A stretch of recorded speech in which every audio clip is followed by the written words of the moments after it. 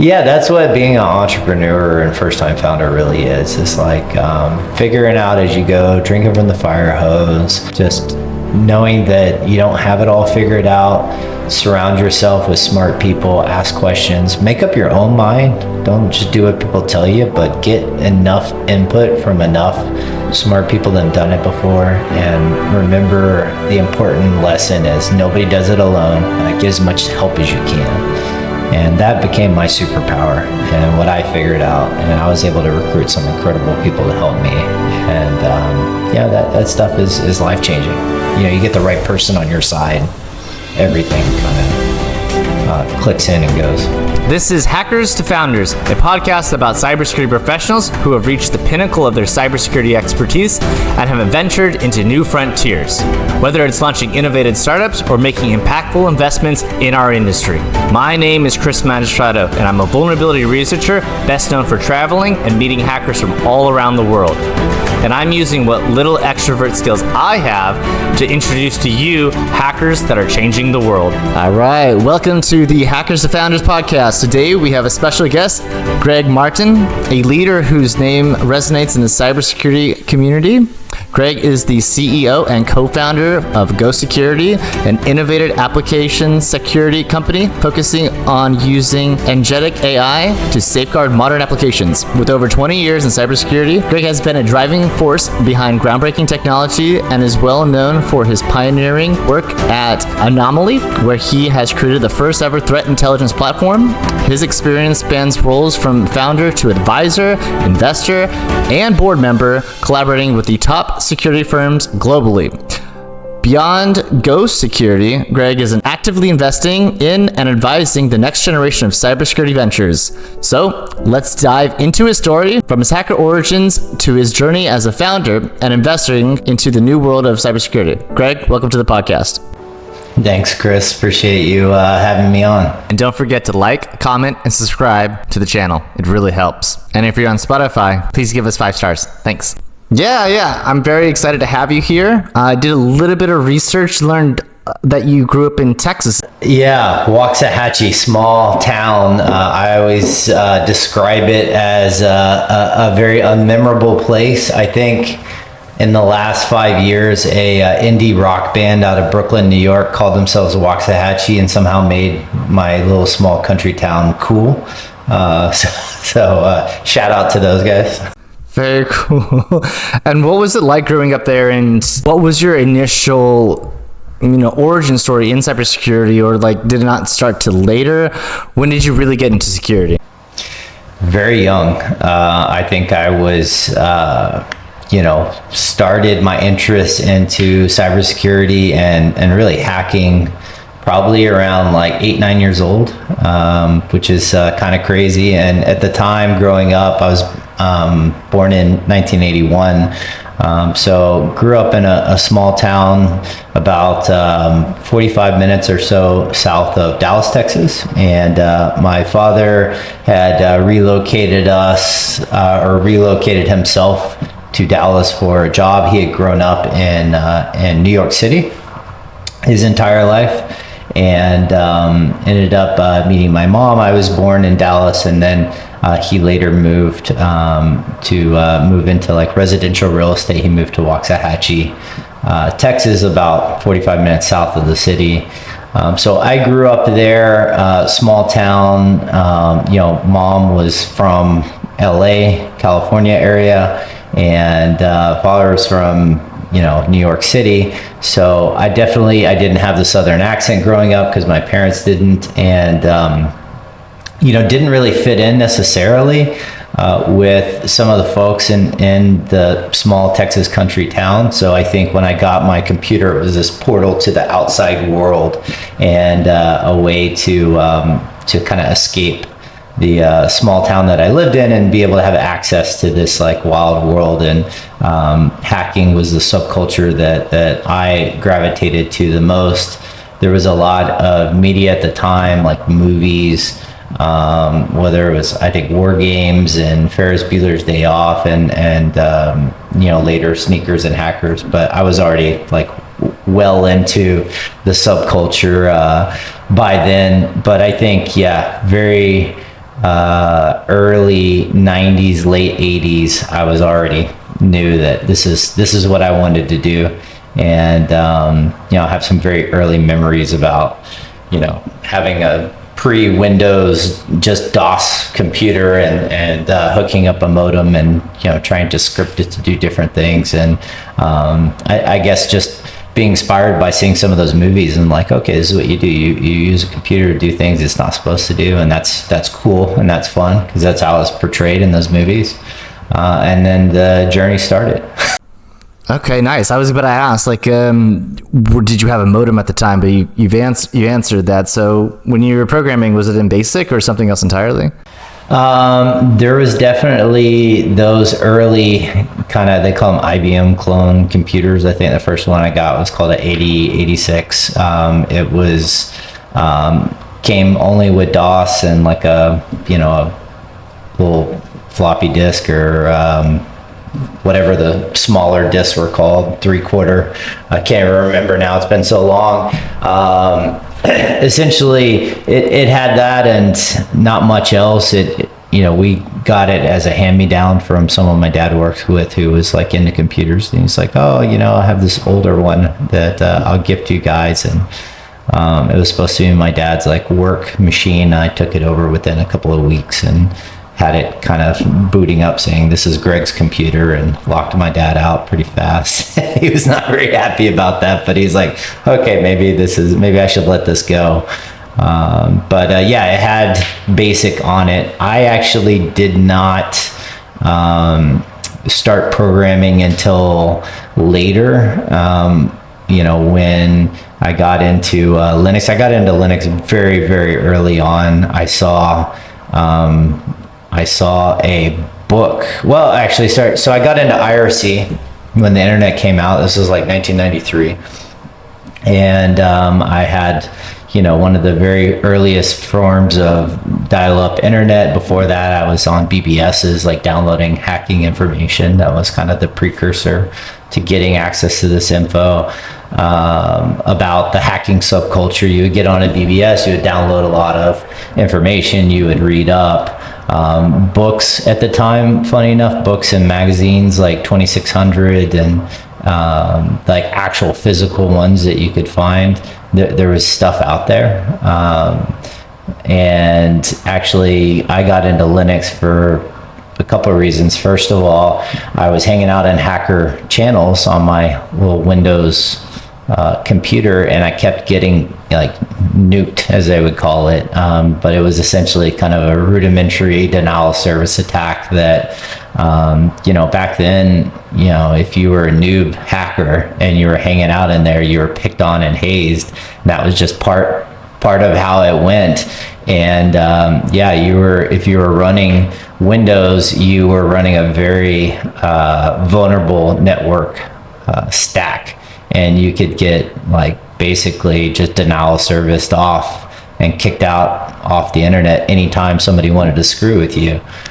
So the answer, which I learned from hanging out in these hacker channels, was that you got to run this new thing called Linux, and it has a stronger IP stack. And if you run Linux, they won't be able to overload your modem and kick you off. And so that started that journey. I remember I was in like a Sam's Club or a Costco, and this is like 1992 probably. And there was a book on the way out. There was like a book section back then, and it was this big giant manual, and it said like, guide to Linux, comes with Slackware 1.0, and it was like 12, little like I'm gonna call them floppy disks. I know that's not what they were. They were the hard ones, but there's 12 of them. Yeah, there was like 12 of them that came with the book in like a little plastic wrapper that was stuck to the back of it. And I was like, I remember begging, and we grew up kind of like, middle of the road, middle class family. So, I remember times were tight around then. So, I remember begging my father, like, hey, I really, really, really need this. He had no idea, like, what is this? What does this mean? But he got me that. And that was how I was able to get my first access to Linux operating system. I installed it right away from those 12 disks. And it was Slackware 1.0. So that kind of gives you I may have got the year wrong, but it kind of gives you a perspective or idea like how early I got into it. And, basically there was not a lot of information out there. So I just read that book cover to cover, and I kept it for the longest time because it was such an influential point in my life. I ended up, getting a lot of my early IT jobs from, being this expert in Linux and ultimately Unix at such a young age. But by 12, 13, 14 years old, I was an absolute wizard, and could create my own kernels, hack people, all kinds of fun stuff. And so that's kind of how I got my start very early on.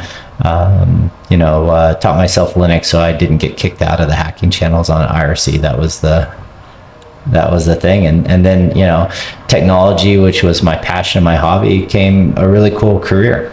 Okay, excellent. So you're mentioning how you learned Linux and then it helped for your career in the future. So one of the first jobs that it looks like you had was like an internet service provider that you would help work with them. Were they running Linux or were they running like Windows, or like what was the tech stack and like what kind of work did you do there? Yeah, so in a small town, there's not like any technology companies, but there was this period in the 90s where every small town or municipality area usually had a small business running a dial-up ISP because they were a very kind of local, regionalized thing. And for most small town people that are interested in technology, that's the only organization around that's going to have any kind of real substantial IT. So I remember I was probably like 14 or 15 years old, and before that I got summer jobs working for the school district, and they had us like wiring Cat5 through the roofs of the schools, and Texas summer heat and just crazy stuff like that. And but we got to learn from some of the people that worked there, and they taught us networking and all this fun stuff. So when I was about 14, 15, I went to this small ISP and literally knocked on the door and said, "Hey, I want a job. I love technology." And the guy that started that place, this guy Mike, was a crazy character. And I guess the lore was that him and his brother had burned down their own liquor store to take the insurance money and then start this ISP. And it's one of those kind of how old were they? They were probably in their 40s at the time. Okay, but if you're 14, you're just like, that's an old man. You don't really have any kind of grasp of age when you're 14, right? No. But he was a really nice guy and cool guy. I don't know if the liquor store story was true or not, but it definitely made its rounds around the community. So, but that was the kind of guy that he was. He was just kind of this like adventurous, kind of like gritty cowboy kind of guy that somehow ran a small technology company, this little dial-up ISP. Do you know how he got into it? If he, because that's such a I think he was just after money, right? He heard this was a good thing. Okay. He was like, all right, well, forget the liquor store. Let's burn that down. And anyway, so they had already established themselves, and they had this interesting guy, I don't remember his name, running all of the technology, one guy. And he was kind of like back in that day, you thought of an IT person, you probably would imagine like somebody who's got a beard, who hasn't showered in 5 days, and doesn't look you in the eye when you talk to him. Like that's kind of was your prototypical IT person back then in the 90s. That's what people kind of thought and associated. And I met this guy who was the sysadmin. He did pretty much like 100% of all the technology, and Mike was just the business guy. And turns out he was exactly, the to the stereotype to a T. I remember we'd be afraid to go in the server room because it smelled so bad. So every time he was in there, it was terrible. But interesting enough, so they did say, okay, we'll give you a job, kid. And they had this room where they had a bunch of like high school kids in there. And I was probably the youngest on the team, and they would have you building websites, like very rudimentary early HTML. I think it was before CSS was even a thing. And so Mike would sell them to the local businesses. Hey, Joe Blow Donut Shop, you need a website, you need to be on the internet. This is a big thing that's coming out. That's pretty innovative at the time. Yeah, it was super, it was a thing. And a lot of, I think these smaller local owned dial-up ISPs kind of dabbled into that. So that's how I got the job there. I was building these little websites, and the stinky guy, the sysadmin, he started working from home more and more. And then I noticed that there was some kind of chatter about how they need this or that, and I can't get a hold of them. And then one day it just kind of like disappeared. And I don't know really what the story was there. Maybe he got a different job. Maybe he had some kind of personal issue or health issue. But he's just gone. And I remember Mike being really stressed out and worried, like, what am I going to do? Nobody's going to run this business anymore. It's all going to go kaput. And, I stepped up to him. I was like, hey, I could do this. And he looked at me. He's like, okay, you're a kid, but I'm kind of desperate right now, so I don't really have any other choices. And I just wanted it because I wanted to work, deeper in the technology. So I became the replacement. Became the CTO overnight. Yeah, of this very tiny little company, and was able to take it over pretty quickly. I switched everything from, I think they were using Windows NT. I switched all over to Linux, and that was my first real job. That was really fun. Yeah, I have this really fun story, like in that transition phase where I'm taking over the job. I think I went back to school the next day, and public school, and I'm like, yeah, I'm gonna be rich, like I'm getting the big job, and I'm so excited. I'm like bragging to all my friends, and then to a 14, 15-year-old, like this is just what's going through your mind, like, hey, I'm gonna make so much more money than the whatever $5-10 an hour I was making building websites. And I don't remember what he paid us, to be honest. But, when I showed up to work the next day, that had already gotten back to him, because there were so many, people building websites and working in that little room full of high school kids at that point.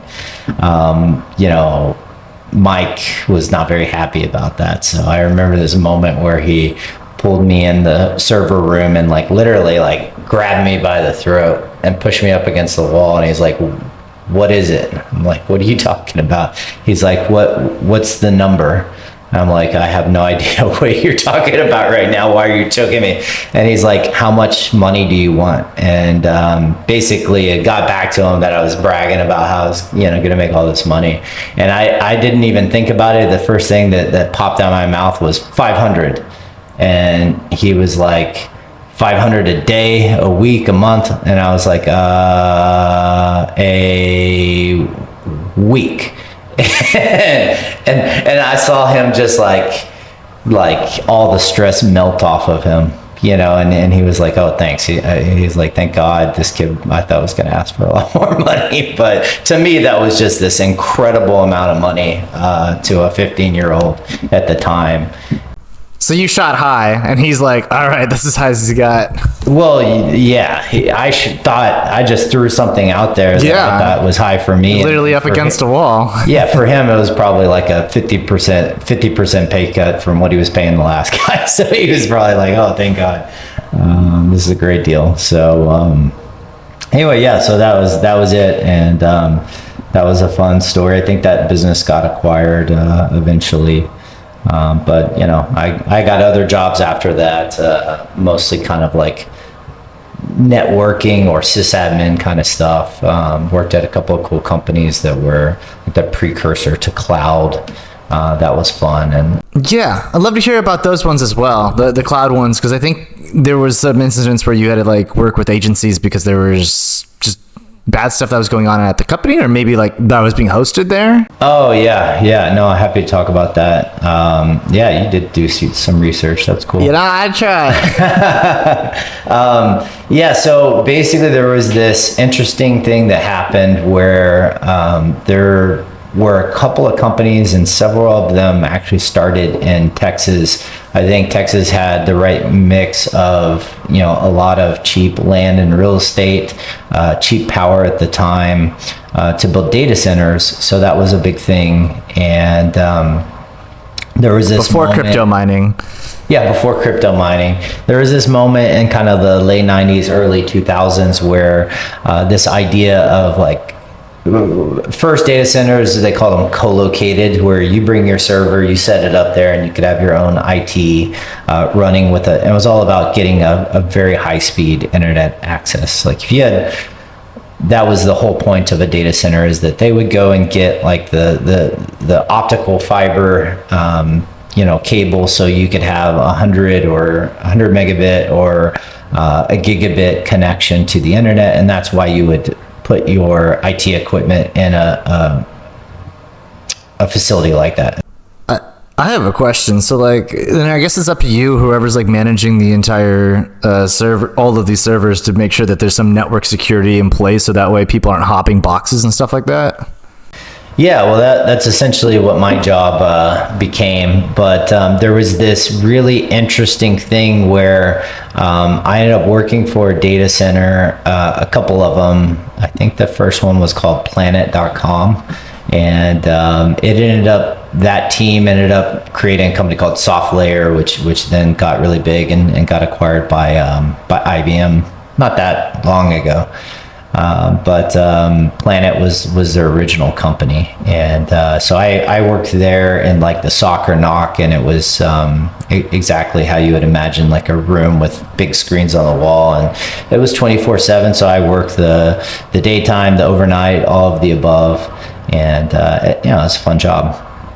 And then the next job I had, I worked in, it was this company called Layered Technologies. And this is where it shifted from, I'm just going to host my servers and co-locate them, to this idea that was really the precursor to the cloud. And it was called like the dedicated hosting movement. And essentially the idea was that whoever ran the data center would put machines out there with no purpose whatsoever, and then they would like lease that technology online, so anybody could buy it with a credit card, and then you would just get like a SSH, or if it was Windows, like a RDP, and you could log in and do whatever you want. And I think that it was originally born out of the gaming world, like people wanting to create their own servers for, I don't know, Counter-Strike or whatever was popular at the time. And that's how a lot of these, the demand created this business initially. And then a lot of folks were like, well, I could get $100 a month, machine. And a lot of them were just like actual desktop boxes they would stack in servers, because it was the cheapest way to get technology. And the major thing that they wanted was the internet connection, and not necessarily the compute power. So you would have a lot of web hosting companies that would pop up that would buy one of these servers and then resell websites. So they would rent one server for $100 a month, and then they would sell 1,000 websites off that one server, and each website would cost $20 a month. So that was a huge thing. There was a lot of those businesses all over the world, and this dedicated server thing became just huge overnight. And the whole idea that anybody could get access to high performance computing with a high internet connection attracted good legitimate businesses, and also a lot of really bad guys as well that were doing things like spamming and whatever kind of abuse you can imagine with a high powered, high bandwidth, data center connection. So that was really the draw. So I started off just kind of working as a sysadmin and everything, and quickly kind of became the security guru once the company realized that, hey, there's a real problem with abuse here. And it wasn't necessarily that we were getting hacked. It was just that bad people were buying these servers and then doing bad things with them. And we started just getting tons and tons of emails, phone calls, and in some cases visits from law enforcement, saying, hey, we got to take this down or do this or do that or investigate this. And it was like in the earliest days where a lot of law enforcement just had no idea what the heck they were doing. They thought it was you guys, didn't they? They thought it was us. In some cases they would show up. I remember one time, I think it was ICE. I think it was like DHS showed up, guns pulled, warrant in hand, like the jackets on, like you see in the movies, and they shut the data center. And at the time, we were in a data center facility that was run by a company called Savvis, and they have different grades or layers of security, and this was one of the highest. I think there was some like part of the data center was run by the government, so this one was like the highest security. I remember you check into the lobby and it's like 6-inch plate glass, and the guy who worked there in the lobby, that was like the access control, he's a salty kind of ex-Air Force guy, and he just was a funny guy. And then to get passed into the facility, you had to go in these tubes. They call them man traps. And even like, this is a long time ago, this was like early 2000s, late 90s, early 2000s, yeah, it had to be. And you would put your hand, the tube would weigh you, and you would put your hand on the scanner. It would biometrically scan your hand, and it would identify you, and then the tube would like shift, and the door would open on the other side, and then you would be able to go in. So it was pretty sophisticated. That's very sophisticated. Yeah, biometric scanning. These data centers were legit. They were amazing. Jesus. And, so these guys come in, guns, out, ready to serve a warrant to this company I was working for. And the guy was like, I need you to give me your IDs and sign in. This is the Air Force guy. And they're like, holding up a warrant, spit flying out of his mouth. He's like, you're going to open this right now. We have a warrant. And the Air Force guy was like, no, IDs, sign in. And they were like losing their mind. Exactly, and that's where our company, Top Cleared Recruiting, comes in. Finding the right cybersecurity talent with the necessary clearances can be a major hurdle. Did you know that it could take 8 to 15 months on average to hire somebody with a TS SEI plus full polyscope? At Top Cleared Recruiting, we have a network of 1.3 million cleared professionals, ranging from C&O developers, reverse engineers, and data scientists. Whether you're working on offensive operations or data analysis, we connect you with the elite talent you need fast. Visit topclearedrecruiting.com and let us help you to find the perfect candidate, already cleared and ready to go. I thought that they were gonna like go in there and find some, criminal just sitting in a chair using a computer doing something bad. But yeah, this guy is literally sitting at home or at a coffee shop in Eastern Europe or whatever. Whoever they were after obviously was bouncing through the server that they had rented, and they had no idea. And they're like, okay, well, we need to talk to the director of security. And they send me in there, and I think I'm wearing my like Aqua Teen Hunger Force shirt or Cartman from South Park or something. And I walk up, shorts and flip flops, and I must have been like 19, 20 years, who knows, very young. And they're like, freaking out, like, what in the world? Who is this kid?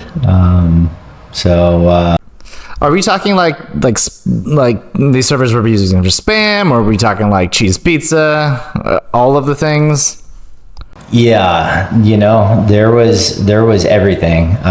We got some people were doing very bad things, and some people were doing not so bad things, but all of it had a scale of illegal. And basically, once each kind of law enforcement agency would stop by the data center, I would meet them. They would realize that what the deal is, like, we just host these computers, and I'm one of the good guys. So then I develop a relationship with them, especially with the FBI and the Secret Service.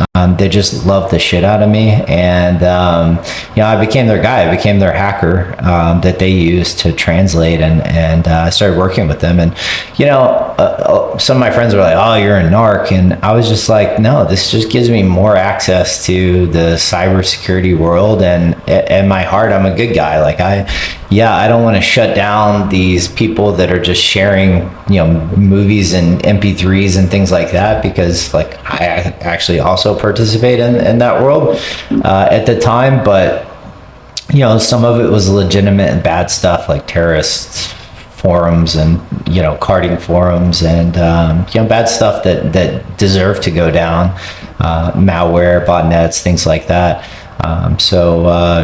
Happy to help out, and sometimes they had me working on meaningful stuff, and I felt really good about it. Sometimes they would have me helping them work on stuff that I did not want to help them with. And it was just, to me, like stupid stuff. They would act like, this is very serious stuff, we need your help, and find out it was like, just copyright. I think one time they were trying to shut down this guy selling chips for like satellite television so you could get free access to like HBO or something like that. And they would just make me feel like I was working on a terrorist case. And that was the thing about especially the FBI. They were that culture of being very tight-lipped, and if they worked with you and you were not FBI, they would tell you the least amount of information possible to get you to do what they wanted you to do. And finally, I just got really frustrated with that. I was like, if you're not going to respect me enough to tell me what the hell you're asking me to do for you, and you want my help, then piss off. And I much more gravitated to the Secret Service guys because they had a completely different culture. They were like, honestly, they were kind of like frat boys. But really? They definitely knew their stuff in cyber. They were very early in learning about it, but they were the complete opposite of the FBI. They were a little bit, just like tell you whatever, cool kind of guys you'd want to hang out with, have a beer with. And when they were not on what they called protection work, whether it was protecting a senator or somebody more senior than that in the government, when they were visiting their regional office, and they have what a lot of people don't know, they have regional offices for FBI, Secret Service in just about every major city. The reason they do that is if a dignitary comes in, vice president, what have you, Speaker of the House, they need boots on the ground to protect those individuals when they come into Dallas or Los Angeles or whatever. So they have on-site offices that staff Secret Service and FBI in every major city. Interesting. I always thought they just followed them. Well, some do. Like you have your own detail if you are in a position that is given a detail, and then you have somebody with you at all times. But sometimes they need 12 people and not one person, like you're at a rally or some big public event or something. And when they're not doing protection, those people that are stationed in all these local things for Secret Service, then they work on they're famous for financial crimes, looking at fake money and money laundering. That's what they were always well known for. Well, once they realized that was becoming less and less of a thing, in the late 90s, they started like pivoting towards computer crime and cybercrime, and they created this program called Nitro, and that's around the time I got involved in working with them when the Nitro program existed. And that was the idea, was we're going to make the Secret Service like the best law enforcement agency in the United States on finding, tracking, and shutting down cybercrime wherever it lies, in the US, outside the US, and so on. And I think they did a pretty successful job of training and building really high caliber teams to be able to do that. There's government agencies that help protect the government and also help protect US critical infrastructure, and some information sharing to corporations to just protect the interests of the US from a defensive capability. Those are parts of DHS and the intelligence community, and later in life I got to work with all those guys too. Or later in my career, I should say. But for cybercrime in particular, it's just FBI, it's just Secret Service, and then the private sector. And the private sector actually does the lion's share of the work, but the private sector can't get a warrant to kick down a door or confiscate a server, or call Interpol to do the same thing in Amsterdam or Bratislava or some random place out there in the world.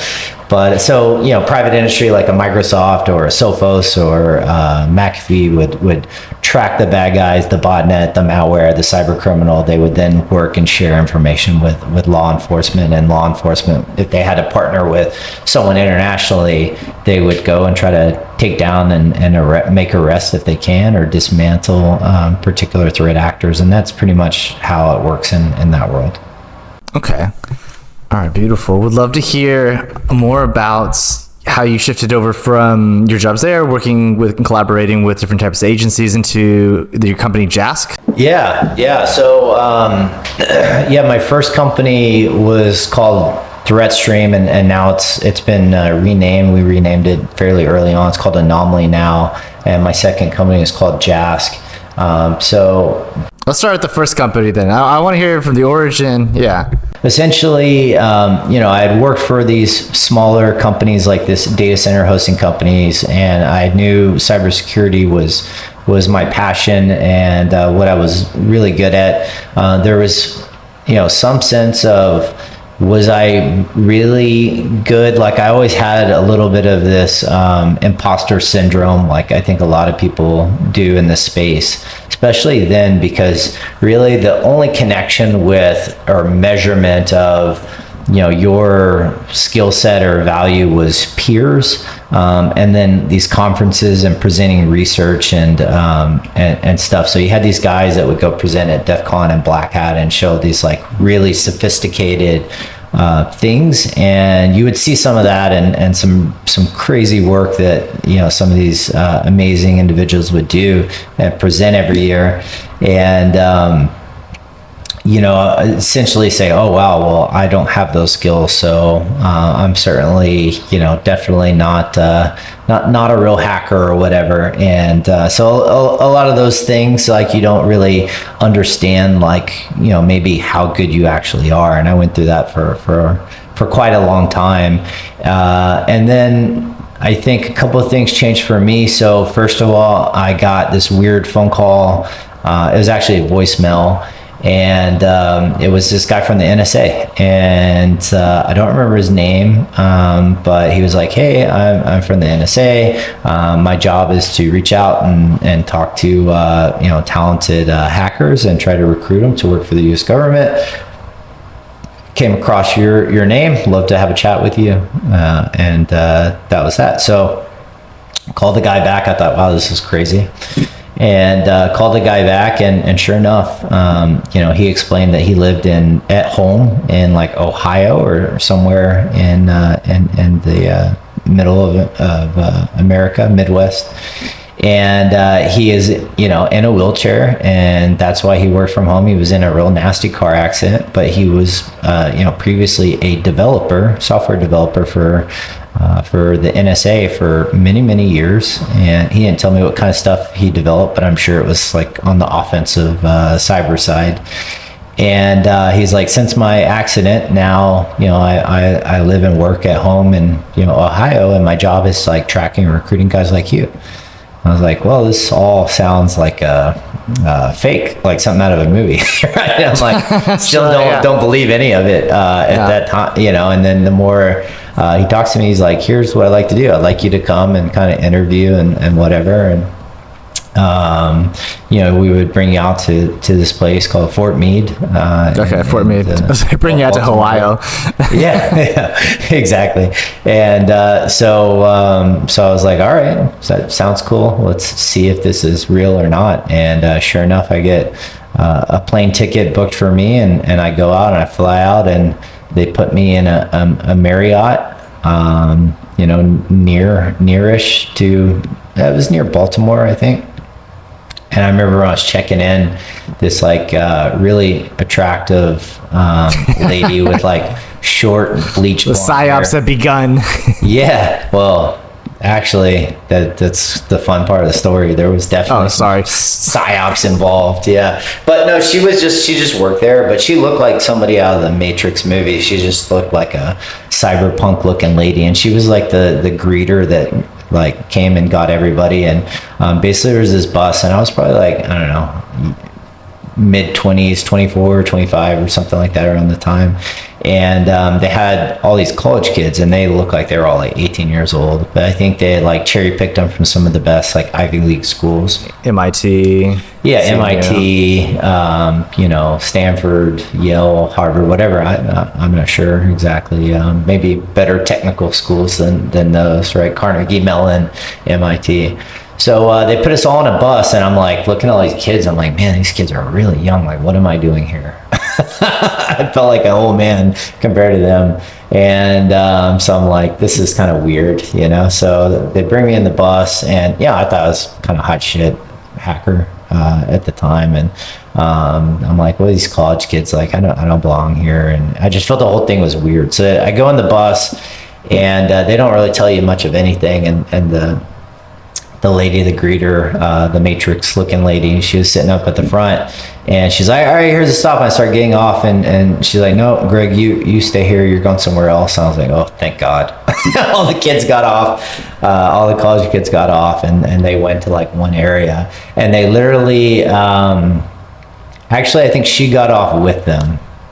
Left me on the bus by myself because, yeah, something funny happened after that. So they took me to this other area on the fort, and I think I had like they give me a badge, and I'm supposed to go to this building and wait, and somebody's going to grab me there for the interview. So I'm walking around, and I'm trying to find the building, and I badge in, and I go into this building. It turns out not to be the building that I want to be in, and I start getting really nervous because, you know, first of all, hackers are just like, you have this mind of like, you know, the kind of like you're a troublemaker or you're a mischievous person, because back then, like, if you wanted to learn information security or cybersecurity, like, you were legit in a gray area doing gray area things. And it's not because you were bad or you wanted to break the law or you wanted to, like, you know, drain somebody's bank account, but you had to break rules and in some cases break the laws to be able to learn your craft. So like the act of hacking and learning to hack and breaking into real networks, you know, a lot of us did it because we wanted to learn and see if we could, but we didn't really have any kind of malintent. But you're living in this gray space, so you develop this mindset of like, you know, you don't ever want to get caught, right? And somebody's always watching and trying to catch you. So you kind of get this like this funny mindset. And I go in this first building and I realize I'm in the wrong place. I start freaking out a little bit. I'm like, oh man, they're going to see that I badged in with my name. I'm supposed to see this badge and not where I'm supposed to be. Why am I in here? So I get a little like freaked out because, you know, military bases, you've never been on them before. They're very intimidating. And then you add intelligence community on top of that, and it's even more intimidating, right? So, and here you go, a hacker that, you know, already has, you know, I'd worked with some guys in law enforcement, so I had a couple of ties at the time to the government, but also, like, I don't know, it's just a scary thing. And I ended up finding the right building. They had a little like makeshift Starbucks in there, so I'm hanging out in there for a while, and finally some guy in army fatigue shows up, grabs me. Are you Greg? Yes. Takes me upstairs into a room. And then this team, really nice team, comes in and we do the interview, and it's really funny. And the whole time of the interview, the guy in the army fatigues is there with this little clipboard, and he's just taking notes the whole time. And I think looking back, and he was a psychologist, and I think his job was mainly to focus on the psychology of the people that they were hiring. And it was really interesting. So they brought this other very attractive gal in at the time. I just thought, wow, you guys hire some good-looking people here at the end. and she sits down, and we sit like with a chair opposite, like looking directly at each other. She had a chair in front of me. And they're like, we're just going to ask you some technical questions, Greg. I'm like, oh, okay, yeah. And they were like, just give, you know, your simple answers. And You don't need to go into any depth. And they just go through like maybe like 100, 150 questions, just like very random, but you know, they thought through this and they were just like, what is a registry key? Like, you know, what is, how would you gain, what's a command to get root access in a Linux machine? Like, where is the password stored? And in Linux, where are the passwords stored in Windows? Like, just things like that. What is a system ID? And they just kind of go through this list of like 100, 150 questions, like just like that. Well, hopefully I'm not giving away any top secret stuff here. I don't think so. This Probably fine. Did you do good on it? Again, I, you know, always had imposter syndrome. I thought I did terrible. And no, actually on that part, I did great because I pretty much got every question right. But I remember I had so much stuff I wanted to tell them about myself, and the end of the interview, you know, I just kind of forgot to tell them, oh, I wrote this software, I did this or that. But I think they had already made up their mind by the end of the interview that they wanted to hire me. And I did get a little bit of those vibes, but I left feeling like, oh man, I didn't do a great job. But anyway, I ended up getting the job. More on that later. But the lady that was running the interview, she was unfortunately not as attractive as the rest of them, but she was super nice. I can't remember her name, but she was super awesome. She was a big Baltimore Ravens fan. And she held this like squishy, I almost say it was like a Santa Claus or something, like this squishy toy in front of my face, and squeezed it, and it started like singing.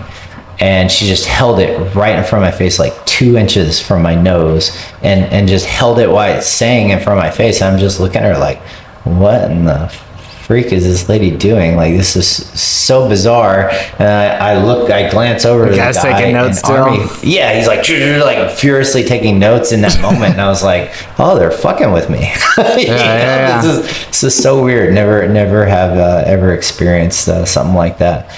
But funny story. So what happens when you get a job for the government like that, which I did, they give you what's called a CJO, or conditional job offer. And they offered like various places to work, or they required you, they said you have to spend 1 year in one of these areas. And one of them was Iraq as an option. You got to pick. One was Hawaii. Are you a contractor, or like, no, do you have to get the clearance side? No, this was this was like a full-time employee, not a contractor. But you know, they tell you this up front. They're like, yeah, you get the job, but you have to pick one of these places where you have to at least spend a year in one of these places. And Iraq was one of the choices. I'm like, who in the world would pick that option? I remember asking them at the end of the interview, and they're like, well, pays better. I was like, well, okay. So anyway, so I get this, I get the job. They give me this conditional job offer. The condition is that you pass the background security clearance. And anyway, long story short, I did not pass the background security clearance, so I did not go to work for the NSA. It was because I had smoked pot, and I was honest about it. And the funny thing is, I wasn't even like a everyday pot smoker. I was like, smoked it one time, you know, within a year at a music festival. I think it was Austin City Limits. And ACL. Yeah, and it was one of those things where I went in for my polygraph, and I'd already given this detailed, they call it 10-year background investigation report, where you're supposed to list like anything you've done in the past 10 years. I was like, well, lived a pretty colorful life. Let me give you just from this date to this date, I've done just about all kinds of fun stuff. And I show up, and they're like, okay, well, thank you for this. You know, we're going to start your polygraph. And is there anything that you forgot to mention on here? And then I was like, oh yeah, well, I did smoke pot this one time on my birthday at ACL. And they're like, oh man, you can't tell us that. And I was like, what are you talking about? You just asked, yeah. You just asked. I was like, I thought the whole point of this thing is to be honest. I thought it was cool. Yeah. I thought it was cool to be honest. I thought you guys were cool. And they're like, well, no, it's not cool because not that cool. They're like, you're being recorded, and we have to, unfortunately, it's the law, we have to stop the process. And, we have to now wait until it's been 12 months or 1 year since the time you used that illegal substance that you just admitted to using, you idiot. And I'm like, oh man, this, can we start over? Yeah, can we start over? They're like, no, it's been recorded. And I was like, well, this really stinks. How are you going to hire the best hackers in the world with this kind of thing? And then he was like, well, unfortunately, the way that the laws are right now, it doesn't matter if you're a governor or the top senator, top level senator, government employees, all have to abide by these rules. Now, I understand they've changed it since then, and they've become a lot more lenient to be able to hire hackers in the government. But at that time, that was a real thing. And it's funny, I've told that story a few times. And I've met so many people that have the similar story, that went through the same process and wasn't able to get in. And, I remember it was maybe 6 months. So I had to wait another 6 months. And I said, well, when 6 months is up, can I just call back and take the poly and we're good to go? And they're like, no, unfortunately, the rules are you have to start the entire interview process over again from scratch. And I was like, man, this is not good. So that kind of changed my my path in my career, and I ended up going to work for a startup in California called ArcSight. And I remember when I got the NSA gig, I had already gotten offered the ArcSight job, and I kind of was waiting. I really wanted to go, be a spy and a hacker for the NSA. And that's what turns out they were hiring me for, and for doing the offensive hacking. And I ended up taking this job for ArcSight, and then it turns out our biggest clients were the intelligence community. Oh, okay. I ended up working, building software, selling software, and helping those guys for the next, call it 10 years of my life. Okay, so I wanna jump on this more, because I know your time is limited. So let's for that company, they were probably doing requests for proposals at the time and writing that. Were you around that at all, or were you? Yeah, 100%. So I joined as a consultant, and my job was to go out and it was one of the earliest SIM technologies, and it had pretty much a complete dominance on most of the blue chip corporate America, like large financials and Fortune 50 companies. They had almost all of them, and then really big in the defense sector. So pretty much all of U.S. government, defense, intelligence community, both in the U.S. and abroad, were using at one point ArcSight as their centerpiece of cyber defense technology. When I joined the company, I came on first as a contractor and did consulting. I had kind of my own LLC set up. So around the time that the thing didn't work out with the NSA, I was like, okay, I'm going to do this and start working for this ArcSight company. I ended up loving the company so much, I joined full time as an actual employee. But I started off consulting, and what I learned really quickly is that a lot of people in the company they were great at building software. They didn't really know security. So part of what I did there was I created some really interesting tools and what they called content in the SIM world, which could be like rules or whatever. It's just like, what do you program it to do? And I came up with this concept of, I wrote this scraper in Python that would find any kind of blog or public resource that posted updated lists of command and control information for malware.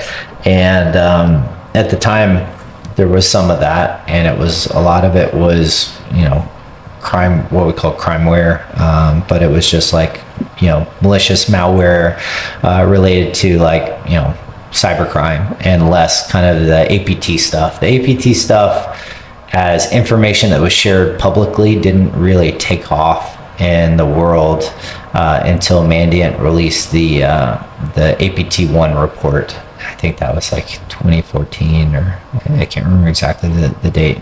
That was before that, 2009 maybe. So I wrote this tool and I open sourced it. It was called ArcSight, and it would pull in all these malicious IPs and domain names that were known to be involved in malware, and it kind of streamed it into the SIEM and then set up some correlation rules. So if any activity from the customer's environment touched any of those IPs or domains, then the SIEM would flag an alert and tell the SOC. And this was like an add-on on top of the It was an software? add-on, yeah, because I was a consultant. I was out visiting all these big organizations that had like Walmart and JP Morgan Chase and Bank of America, all the big companies we had. And I was just in there, and they were doing, all they were doing was capturing all the alerts from all their things that they had, like McAfee or Symantec or whatever, and they were just like putting it in one window, and they had teams of SOC analysts going through and clicking through every alert, saying, Every single one of them? Jesus. Yeah, is okay. this a false positive? Is that a false positive?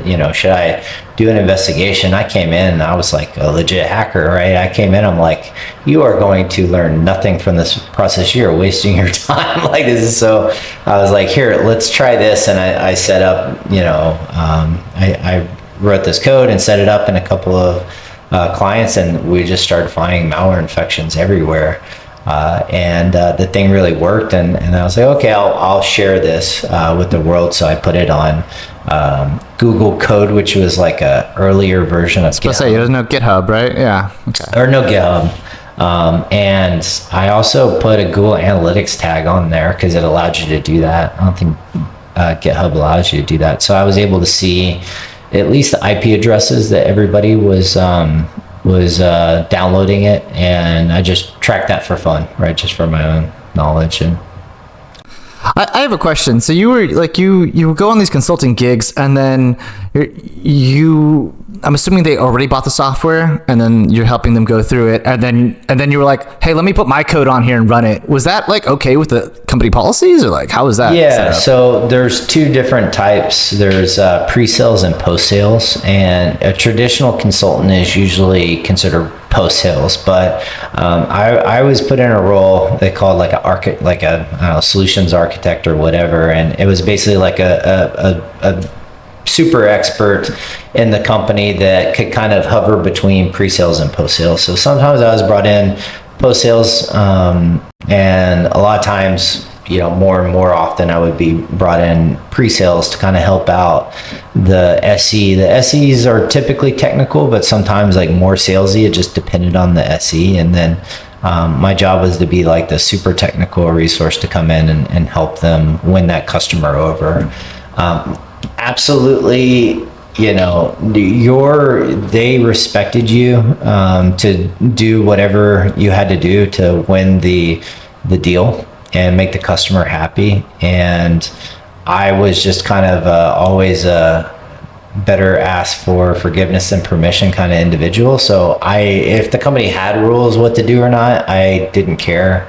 That was just how I rolled back then, and probably still do today, to be honest with you. And so I would just write software, do whatever, push it, and I just knew I'd get results and the customer would like it, and I couldn't wait to show them. And when you come to them with an idea and you put passion behind it and you show it to them and you show them results, then you get the customer excited, and they're like, wow, this company has amazing people. They're passionate about what they do. And I think that's one of the reasons that company was so great. They hired a lot of individuals with a lot of passion.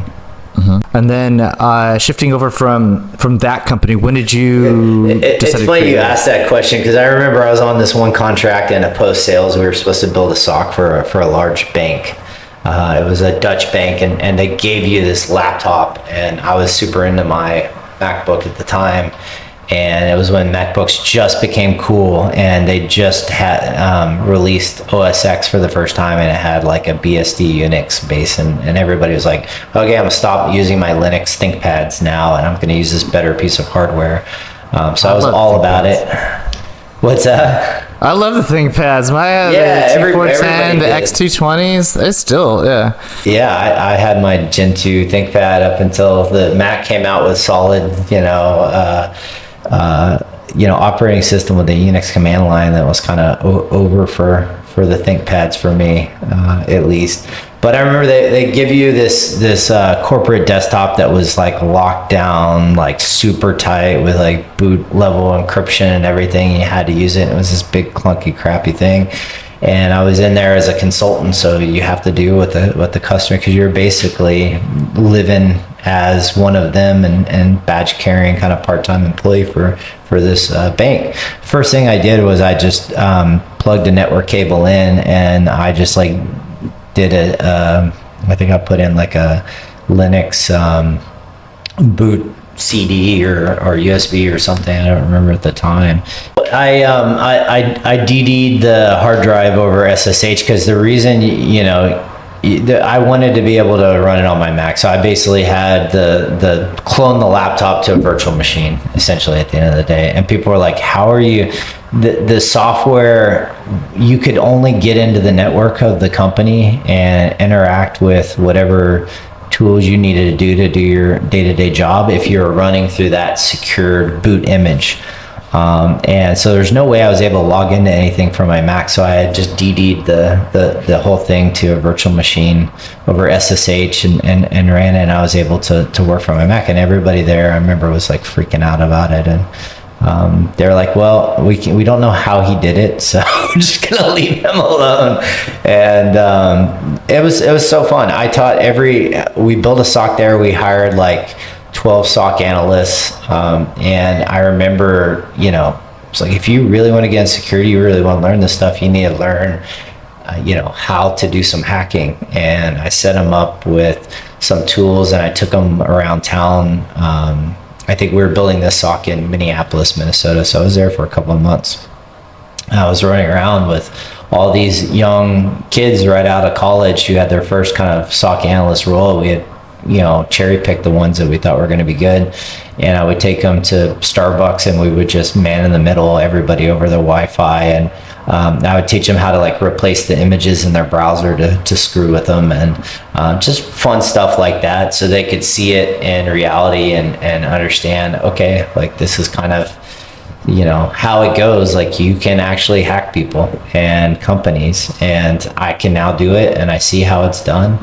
And now my job has purpose. I'm not just sitting clicking alerts, not knowing what's going on. Like, I have more of a connection to it. And so I've always loved, the aspect of training and helping people. And that's been a fun part. And now that, I'm older and I've had a couple of successful companies, and, you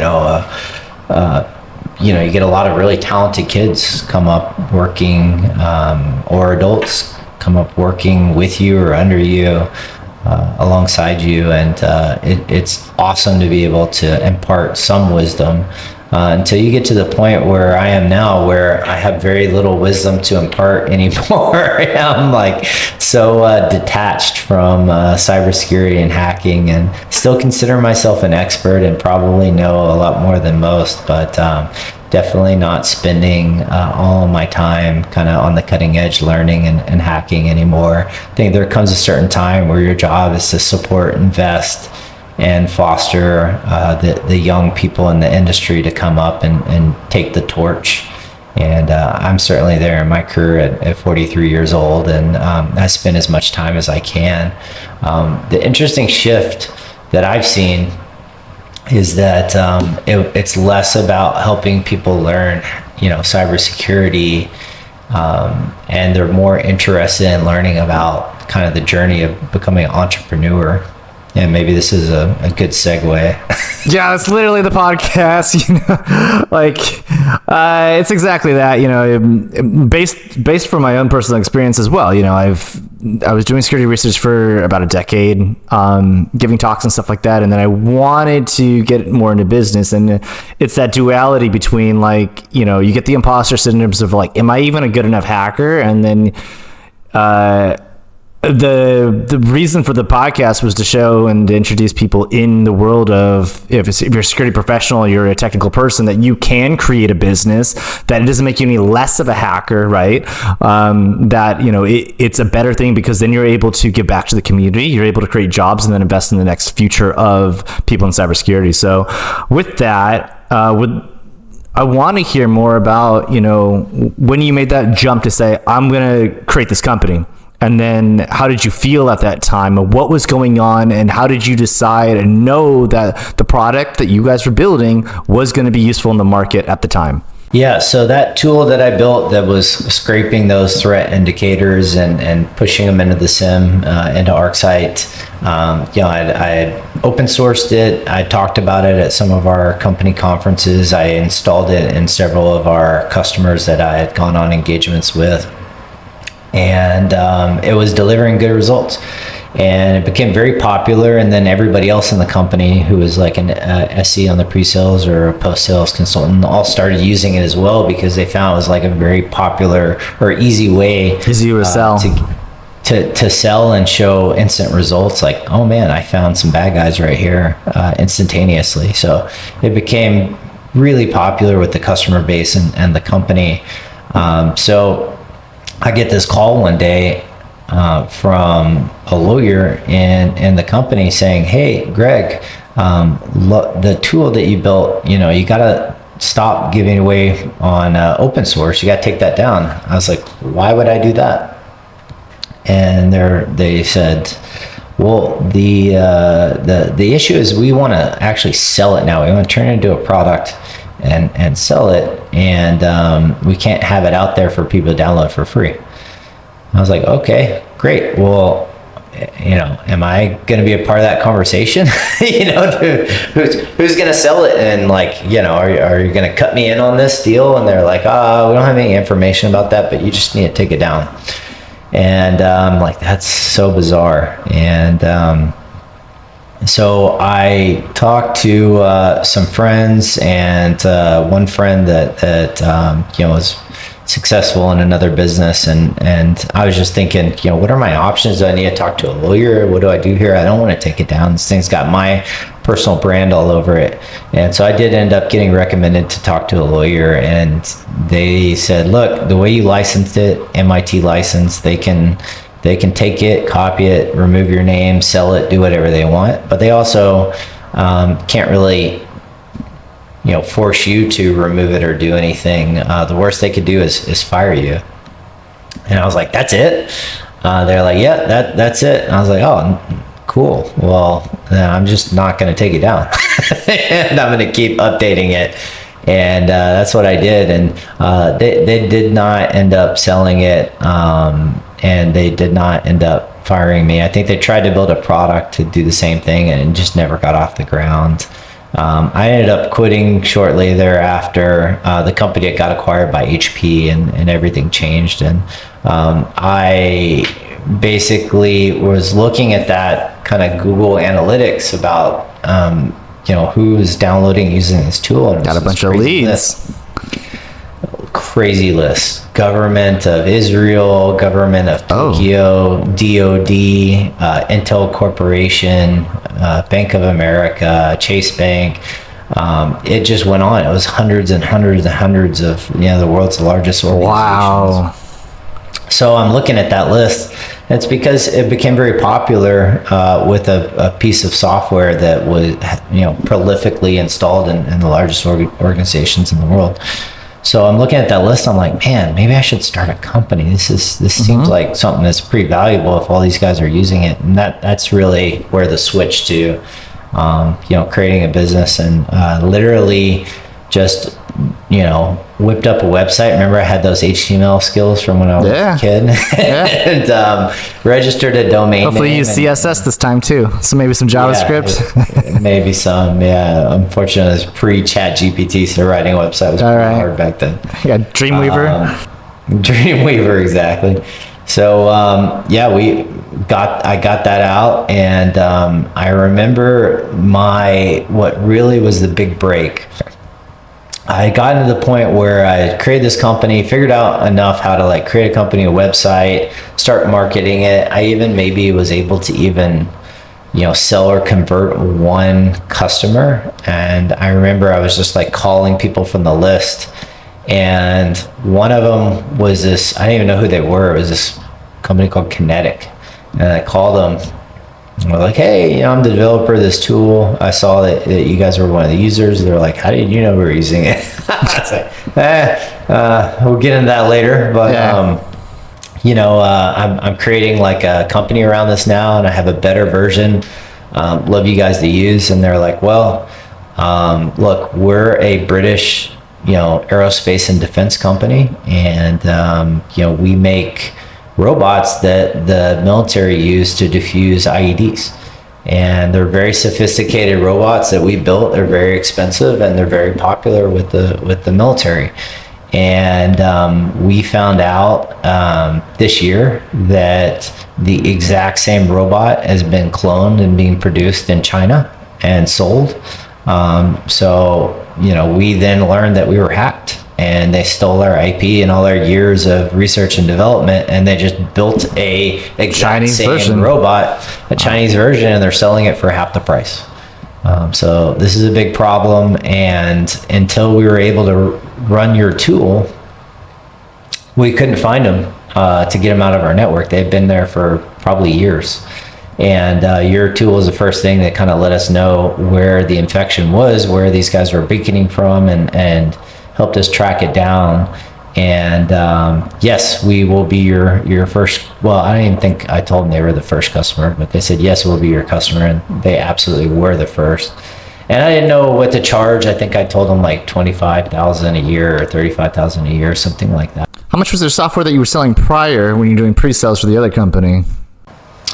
Well, that software was started at 125K, and Okay. ArcSight was So you were very used to expensive. doing these big ticket items. It wasn't like And you were it went up selling to millions of $20. dollars. Okay. So I didn't know how to price my little widget. I just thought that if I knew they already bought ArcSight for 100 to 300, I think the average deal is probably like 300, 500K a year.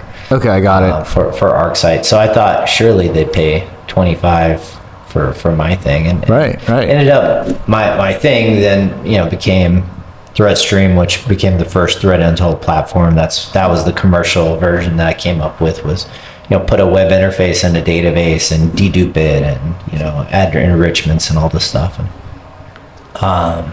anyway, long story short, they agreed. They sent me a check. My business address was my apartment in Manhattan, where I was living at the time, and literally a check went to my apartment, and it was a physical paper check. And I remember putting it on the wall. I was like, called the bank. I'm like, hey, can we cash this thing without me giving this check? It's Yeah. like a big deal. I want to keep this check. And they're like, yeah, we can do that. So I framed it, and then I still was just one guy. I had hired I think he was a Ukrainian developer that I'd hired on Odesk or whatever it was called at that time. I think it had a different name, because I kind of was over my skis with my Python skill set, and I needed to make the thing way more advanced for this commercial version. So I had one developer I'd hired as a contractor through Odesk, and myself, and that was it. That was my team at the time. When I closed that first customer, and I was looking to close others, and I had signed up a couple of cool POCs. I think NATO was one of them. That was a big one early on.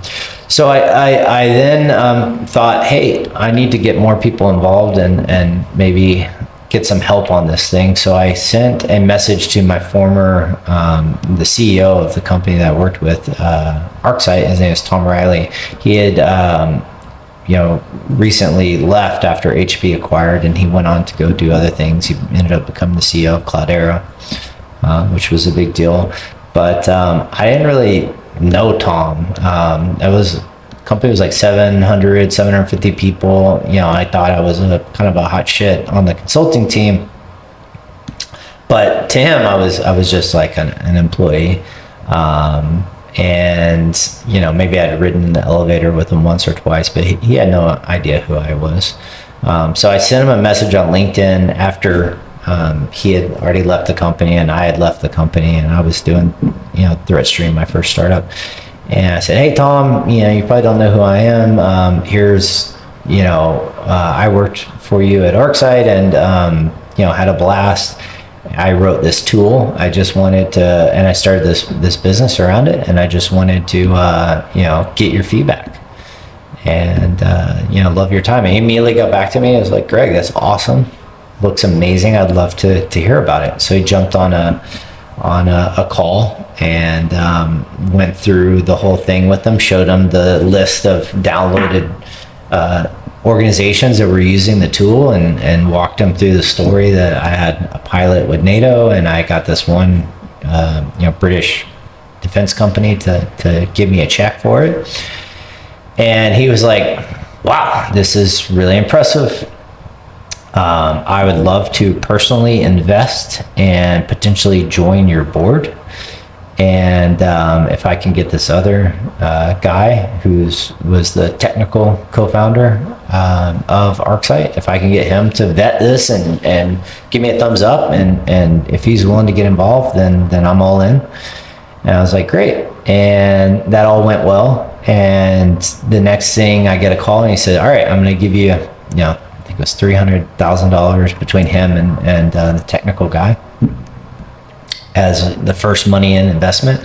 They were going to take X amount of percentage of the company. I think it was a lot, but at the time I was like, whatever, Great to have you guys on. For entrepreneurs that are doing this now and on the investor side, what range would you recommend for a product like that? My range is that a lot or a little of nothing, doesn't matter.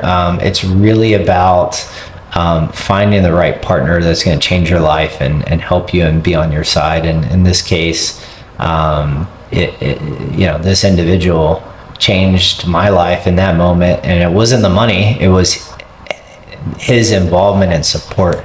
And the next phone call was like, I'm going to make this investment, Greg, but you're going to have to move to the Bay Area where I live, Silicon Valley. And and that's that. And I was like, well, I guess I have nothing to lose, and I'll follow your instructions. And he said, if you do this, it'll take off like a rocket ship. And I did not believe him. I moved to the Bay Area immediately. He made the investment, and within a week he had me meeting with Google Ventures, which was at the time a brand new VC fund. I think they had only done like one or two investments at the time, the first being Uber.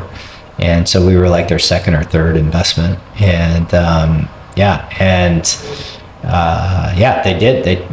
They loved it, and they did the investment. That was my first institutional investor as an entrepreneur, Google. And so life is pretty good, and it definitely went off like a rocket ship. And that company is still around today. I'm only involved as like a board advisor and obviously major shareholder, but they're killing it. They're, I think, 100 million in revenue and growing, and haven't been acquired or gone public yet, so hopefully that'll happen one day. But super proud of that first company, and they're really big. I think they're probably not as big as ArcSight got when I left, but they're kind of inching their way up there. Beautiful. And then, so the investor, your first investor, was that like seed funding? And then when Google Ventures came in, it was seed and exactly. But I even know what to call it at that point. I mean, now there's so much information out there about being a founder and starting a company that, the access to that information is awesome now. Back then, there was like nothing. Information, nothing. This was 2012, 2013. And so Google Ventures did my Series A. I remember it was actually pretty Tom put out the word pretty successfully, and I was getting calls from Greylock and Sequoia and all the top firms. Nice. And, Greylock, I remember I was on the phone with one of the investors, and she said, what's your pre-money valuation? I think I was shopping Tom was like, you gotta shop your term sheet out. Yeah. Why would I what is this? Like, Google just gave me this term sheet and wants to give me $4 million, and it's Google. Like, why on earth? He's like, no, Greg, this is what you do. You shop it. Yeah. That's right. Well, you haven't done me wrong yet. So Yeah. So he really kind of is the best tutor in the world for this stuff. He's just a legend and amazing human being that's just invested so much time and energy and helped me out personally and changed my life. So and he's done that for a lot of people, and now I try to pay it back and do it for others and young entrepreneurs as well. And that's why I've gotten involved in investing. It's just to help others. But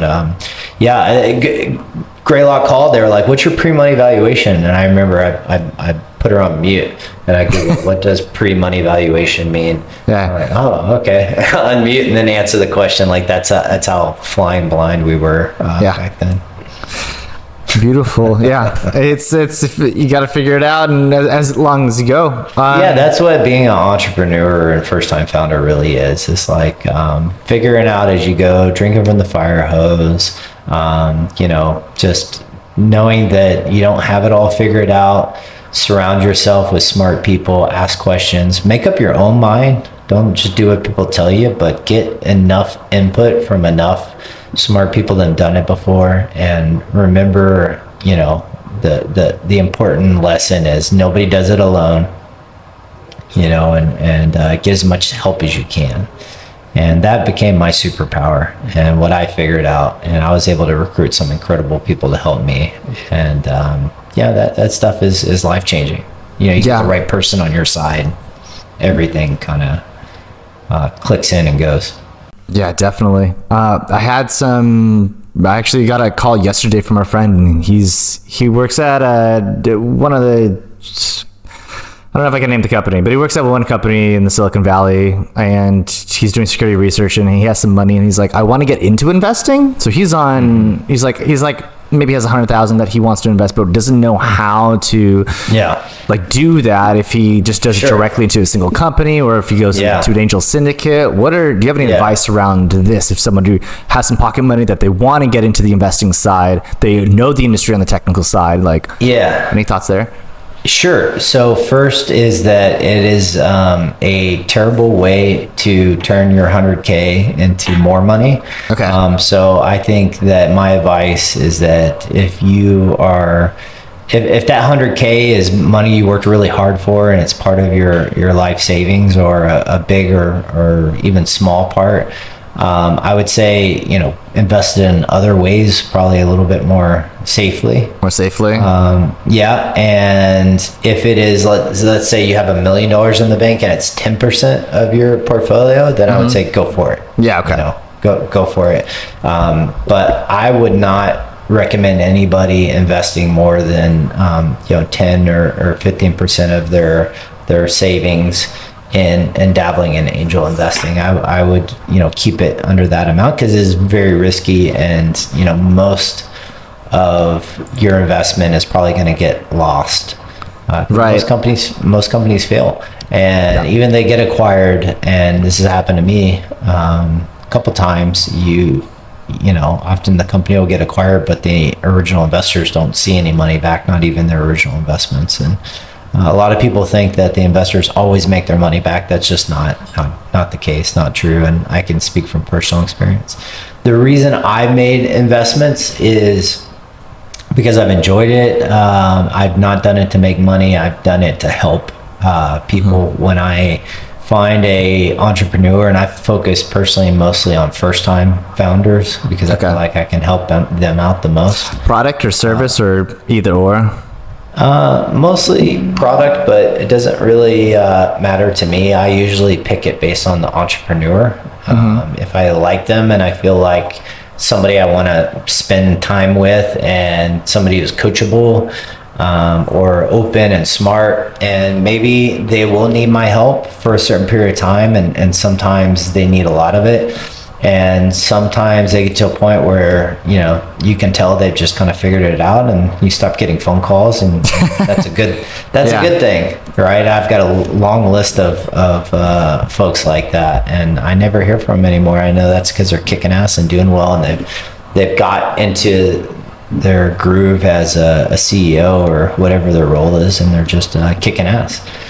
So I consider that a net win. And then there's others that really need the help, and they're afraid to ask for it, and maybe they don't want to feel like like they feel vulnerable by asking or signaling that they don't know what they're doing, or they're having a hard time, or they're running out of money. I get this kind of stuff all the time, and I almost got to the point where I can intuitively kind of know, all right, things are not going great, and I try to diffuse it by immediately being like, all right, how's it going? Tell me what's going on. Like what's happening here? How much runway we have left, and how can I help you? Either raise money or get things right. And a lot of conversations like that are really tough. Like, you just have to say, hey, look, you're in a tougher spot than I think you realize, and you may need to lay off like half or more of your team to stay alive. And that's just one of the tough things about a startup or running a business, is sometimes people just have to do really difficult things. And the entrepreneurial mindset is a funny one. It's like almost that you hear fake it till you make it. A lot of entrepreneurs like run at such a level of optimism because you're literally trying to manifest and will something to happen from nothing. Well, hard work, but really you start at nothing, and you hard work, build a team, have a vision, crank, and then you create something. There's no straight line to success. So most entrepreneurs go through this like up and down roller coaster. And sometimes you just have to go through some really hard stuff. Sometimes you're on a down and you got to deal with it. But the mentality is always stay positive. And I think sometimes that can be a blocking function, that when you're going through a down cycle, that the entrepreneur is like, well, if I just have another couple of months, everything's going to be better. And if I fire these people, it would be really hard on them, but also we'll need them later whenever the company's back on upcycle. And it's like, well, I'm sorry, buddy, but as much as you think you'll need them later on, you don't need them now. And actually your burn rate is too high for how much cash you have in the bank, and the performance of the company. And the prudent thing is the difficult thing, and you're just going to have to make some hard choices here. And right now, especially in this market, I'm just seeing so much of that. I think, Chris, a lot of companies started that probably shouldn't have started. That's the thing too. I think entrepreneurialism is a very rewarding, very difficult, very rewarding journey. I think if you have a skill set and you can build a tool, or you've already built a tool, or you have some expertise that you think fulfills a niche in the market, and absolutely give it a run. But if you're just like, hey, I met this investor, I want to raise money and try this idea, and there's not like a real like super strong bond with what you're gonna do to the market. It's just you want to be an entrepreneur and you think that's cool and that's the next step of your career. You just want to think up an idea and start a company. I feel like that's not the right reason to Definitely not. Be a founder. I took Y Combinator startup school, and they're saying the biggest problem for some of the people that are starting the course is they'll have a new piece of technology, blockchain, AI, and then they're like, "Oh, nice! People will want this because it's new tool, it's exciting," and then they try to find a market fit for it instead of looking at the market and seeing what is needed, and then looking at the tool sets of what's now currently available. They'll go the universe. So right now, I see massive of these like AI agencies, people saying like, oh, you can make this much this quickly, and they think that they can actually do it, but not even the person talking about it has done it, and in fact they're just speaking about it so they get more views to make a course that they're selling or something like that, and it's not even about the product. 100%. There's so much stuff, and especially in the world of AI, I feel like there's the level of noise is just going to be overwhelming, because not only do we have a lot of content being generated in general, we're going to be having content being generated by software and AI, kind of merged in with content generated by humans at the highest scale it's probably ever been generated. It's kind of crazy to think about the future we're heading into, and how just being able to filter the noise is going to be like a huge challenge, in my opinion. I'm certainly very concerned about that. I'm excited to. I'm excited to see what'll happen. Maybe there'll be an AI that's talking to other AIs about starting AI businesses or something, and I'll be replaced. I mean, if you already were overwhelmed by the amount of YouTube videos out there to spend time on, just wait. Like, it's just going to go up an order of magnitude. And I think, information is information. If the AI is providing as good or better information to consume, then does it matter if it's created by a human or machine? I think there's a fair point there. And personally, I want to listen to the actual Joe Rogan podcast and not an AI generated version. I like the human banter and mistakes that are made and things like that. Make it fun. Yeah. You're bold, man. I can't do 4 hours of a podcast and listen to it. I think he interviewed Moxie, and he went on some tangent, and Moxie was like, I don't really think about that. I think it was aliens or something. And I was like, man. We talk about encryption. Moxie Marlinspike? He actually had him on there. But because he doesn't really get interviews. He's not very much in the public light, but somehow Rogan got him on, and then they started talking about, Rogan was talking about the deep state, and Moxie was kind of like, I don't really think about this stuff. About that. Well, he's definitely an interesting character. I don't remember if I met him in person or we just talked, digitally back in the day, but he's a character personality wise. I think he was living on a sailboat for a long time. I haven't heard his Rogan interview. I'd love to go back and listen to it. But just like kind of like a prototypical idea of like a real hacker and definitely like anti-everything kind of guy, and very anti-establishment. You design open whisper, make signal, share it with everybody. And disappear. But I was just gonna say that it's probably a good thing he stays out of the public light, especially now. I think tools like Signal, and we saw the guy get arrested from the CEO or founder of Telegram, in Paris. Like, that was one concern I had about Moxie, was hopefully he doesn't get picked up or anybody from the government goes after him. But I think you keep a low profile.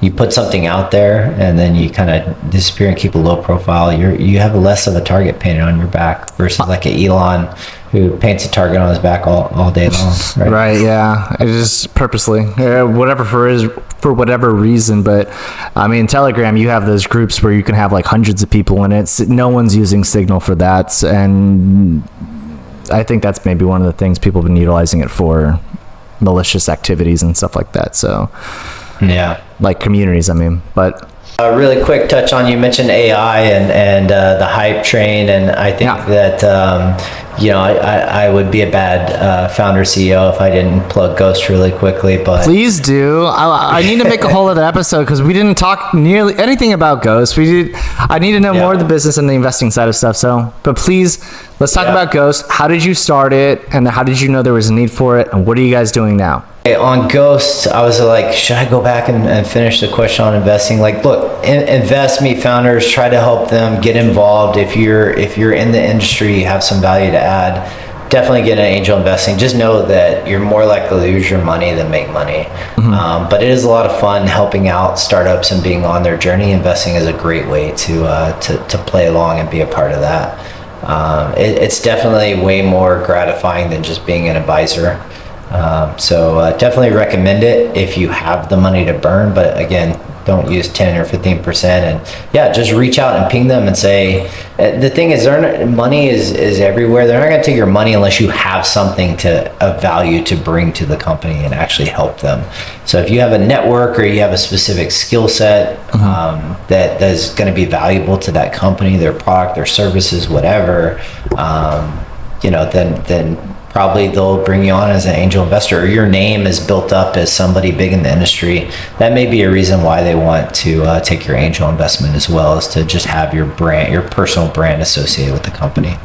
There's lots of different ways, but none of them are riskier than others, whether convertible note, fixed round, whatever. It doesn't really matter. I would just say invest and invest early. If you're going to be a personal investor and you're investing, 15K, 20K, 50K, 100K, it's generally a smaller amount in the grand scheme of things with these startups. Invest as early as you can, pre-seed, seed. I stop at Series A. I won't invest. Mostly I won't do a Series A because they've gotten pretty big now in terms of their valuations. But, if I rarely do a Series A, it's because it's got a lower valuation. But typically I will only do Series seeds and seeds because that's where the valuation as a small check writer, and I consider 100K a small check. Okay. That's where you're going to have the most impact and ability to get involved earliest to help the company, but also have the biggest opportunity to actually make some money. And I've had a couple of deals exit before, and it's awesome when that happens. It's really nice, but it is definitely the exception. And as an asset class of investing, early stage technology is like one of the worst asset classes, and that's pretty generally well known in the VC world. That's why they have such big funds, and they're just looking for the next Facebook, and they're kind of right 50x unicorns. Yeah, and they're just hoping that one out of the 100 investments they make will kind of make it all good for them. Anyway, Ghost. So Ghost, third company for me as a founder. We've been at it for 2 years. We started off in API security. We were, really focused on, modernizing technology and helping the AppSec problem, because we just haven't seen a lot of innovation in application security in the past decade or two. The tools that are still kind of state of the art that most people that do AppSec are tools that are 20 years old, 10 years old. Like Burp Suite, I think, is 20 years old. Zap is 10 years old. They're like old, not to beat up on Java, but written Java. And whenever you have a tool that's been around for a long time, whether it's open source or closed source, it gets feature creep, and it does like 1,000 things, and you only care about it doing like 5 things really well. And that adds to the complexity of the software.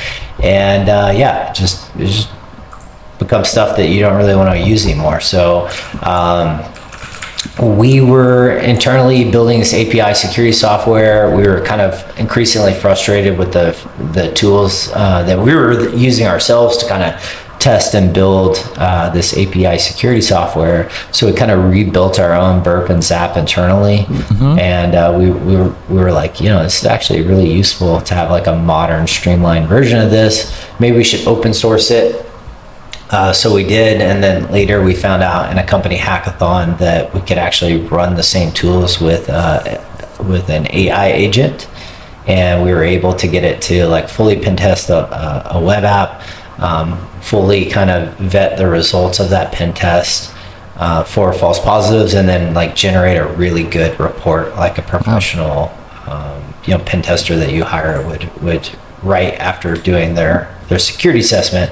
So we had that process fully automated via AI tools, and we're like, wow, this is really cool. And we were so excited about the results and the potential there. It has a long ways to go.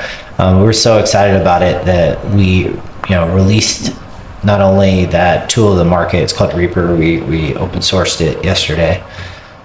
We decided to really kind of make that the whole vision of our company now, is that, okay, API security is a thing, but we never really wanted to just only focus there. We always wanted to do something bigger. We just saw that was like an attractive niche in the market right now. But we always wanted to be like true innovators. And so we came up with this idea of automating AppSec. So, we can do 80-90% of whatever the day-to-day things that an AppSec professional needs to be successful in their environment. We can automate 80-90% of that. We can give them so much time back that they can use their expertise on the things that matter the most. That's that 10% of, where you really want to focus your human brain, right? That's going to be the best supercomputer that you're going to have for next call it 15, 20 years as far as I can tell, maybe longer. So, so I don't think AI is going to take anybody's jobs, but I think it's definitely going to make our jobs a lot more awesome. And, Ghost is a company that's on that journey for AppSec. We're trying to make your job awesome. Okay, beautiful. So this tool is for other types of AppSec consultants and engineers that are looking for vulnerabilities. Yeah, this tool is if you are in a job where you've used a tool like Burp or Zap that either automatically does vulnerability scans of your apps or is more of a kind of dynamic human-driven testing tool that does kind of like request interception and tampering or fuzzing like Burp Suite. We've kind of combined the functionality of both tools into one, made it very simple, modern. It's built in Golang. It's cross-platform, runs on Mac, Windows, Linux, everything, Docker. And it's just a very modern web-based UI, and it's very simple and easy to use and highly effective. And we have integrated AI from the get-go, and we've kind of built it for use by both humans and AI. And that's kind of this idea we had is like software in the future is not just going to be built for humans. It's actually going to be built so LLMs can have as much context fed to them as simply as possible. So everything you do with the UI, you also need to be spitting out as a JSON chunk with like enough information that you could write really strong prompts with it. And so we did that from the ground up. We have some very kind of like nascent AI capabilities in version 1, like the report generation, some basic attack functions that we created tools for the LLM, right? So once you create a tool, you can have an LLM do something like, hey, go check the weather. Well, I have a tool, I can go grab the actual weather from an API. I don't have to pull it from my training set. You ask weather, I know I have a tool for that. Well, you can do the same thing with pen testing. You can say, hey, does my app have any cross-site scripting vulnerabilities or cross-site request forgery? Reaper has a tool for that. I can check this app using this tool, and it knows how to look for cross-site scripting or cross-site request forgery. So that's essentially, how the agentic AI works, is that you give it tools to work with, and it kind of functions based on keywords, and then it has, actual, whether it's Python code or Go or whatever, wired up that it can do different things like fuzzing and attacking, and you just give that tool over to the AI. It's impressive as hell right now, but the rate of how fast it's getting better and smarter and more accurate in its ability to reason and use these tools and give kind of really repeatable, reasonable results that are useful to a user. I think it's just getting better on a weekly, monthly basis, and then every year I think it's like an order of magnitude better. So if you build it now, if we did nothing in a year or two, the AI would improve, the models themselves would improve so much that the tool we built now to be used by AI will probably be an order of magnitude just by doing nothing, just by letting the models get better on their own. And I think that's really exciting. That's interesting. The AI space. Right. So you're saying develop a tool that as the LLMs get more intelligent, more smarter, then they'll be able to leverage and utilize the tool in ways that originally were not even thought of and creative. Yeah. You build the plumbing, and you give it the models and train the models at their level of intelligence and capability and reasoning now maybe is like a level 1 pen tester, but you wire all that up as a product, and you give the LM all that access. That same product that you built in 1 year from now will be like a level 10 AppSec wizard, and one day it'll be even more advanced than that, and you don't even need to make any code changes on your side. It's just naturally just gonna get better and better and better, and that's just one of these incredible, compelling things about how the AI works. And the interface for communicating with it doesn't really change, right? It's the same APIs. The model just gets better and better and better over time. So you literally don't have to do anything. You just know that that product that you built will be 10 times more effective and smarter and better results. All you have to do is wait 12 months. And in my career, I've never seen anything like this. I think it's just absolutely mind-blowing. All right, beautiful. Well, thank you so much for sharing what you guys are building at Ghost AI. We've really enjoyed having you on the program today, Greg. Thank you so much for sharing more about your personal story about growing up in Texas and the interactions that you've had with the NSA and every other type of agency, the startups that you've worked on, the companies that you've invested into, and your insights on Ghost and AI and how things are going to be shaping and changing the world. Thank you so much for being on the show, and we'd love to have you here. Thanks, Chris. I really appreciate it. It was fun.